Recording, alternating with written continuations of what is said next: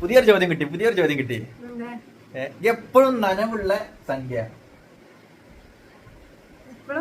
നനവുള്ള സംഖ്യ അത് സംഖ്യയാണ്. സംഖ്യ എത്ര ബി? എപ്പോഴും നനവുള്ള അത് തണുപ്പല്ല ഉണ്ടാവുക ചേച്ചിക്ക്.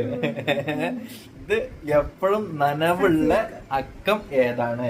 സംഖ്യ ഏതാണ്? സംഖ്യയാണ്. അതിന് ക്ലൂ.